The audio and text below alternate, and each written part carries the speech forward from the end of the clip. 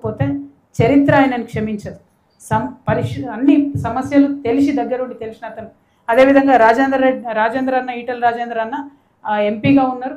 కానీ ఎన్నో పనులు సెంట్రల్ నుంచి పెండింగ్ ఉన్నప్పటికీ కనీసం ఆయన రెస్పాన్స్ ఇవ్వడం కానీ రావడం పోవడం కానీ జరుగుతలేదని ప్రజలు చెప్పిండ్రు. దయచేసి దాన్ని మార్చుకొని ప్రజల కోసం ప్రయత్నం చేయాలని చెప్పి నేను రిక్వెస్ట్ చేస్తూ ఉన్నాను. మరి అల్టిమేట్గా మేము చెప్పేది ఒకటే, ఈ జనం బాట కార్యక్రమంలో సమస్యల్ని చూస్తున్నాం, వాటిని ప్రభుత్వాల దృష్టికి తీసుకెళ్తాం, ఫాలో అప్ చేసుకుంటాం. మళ్ళీ మేడ్చల్లో మా కమిటీని పెద్ద ఎత్తున వేసుకొని ఆ కమిటీ ఆధ్వర్యంలో ఇవన్నీ కూడా ఫాలో అప్ చేసి ప్రజల సమస్యలు కొంత పరిష్కారం చేసే దిశగా ముందుకెళ్తామని చెప్పి తెలియజేస్తున్నాం. అయితే ఇక్కడ ఒక చిన్న విషయం చెప్పాలి మీకు. ఇవాళ మనం ప్రెస్ మీట్ తర్వాత యాక్చువల్లీ మేము ఇక్కడ ఒక ఏరియాకి పోవాలి.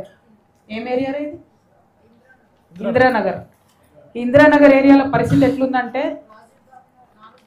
4 బస్తీలలో ఇది ఫోటో ఏంటంటే చిన్న పాప ఇంటి లోపలికి వచ్చిన డ్రైనేజ్ నీళ్ళని ఎత్తిపోసుకుంటుంది.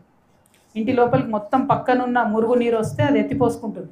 ఇందిరానగర్ ఈ 4-5 ఏరియాలు. అయితే ఈ బస్తీ చూసి మేము ఇక్కడ క్లీన్ చేయమని డిమాండ్ చేద్దాం ప్రభుత్వాన్ని అని పోతే ఇక్కడ ఎమ్మెల్యే గారు కృష్ణారావు గారు మేము ఆడ లంచ్ చేసే టైంలో ఆయన జేసీబీలు వేసుకొని అడిగిపోయాడు. పోయి ఇప్పుడు ఆడంతా క్లీన్ చేయించి బయటకు వస్తున్నాడు. మరి ఈ సోయి ముంగటేమైంది?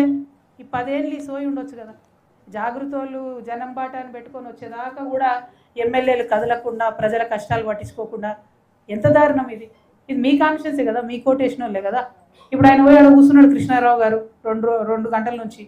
ఆయన కబ్జాలు చేసుడు బంద్ చేసి అప్పుడప్పుడు జనాన్ని చూస్తేనేమో ఏమైనా ప్రజల కష్టాలు అర్థమవుతాయి.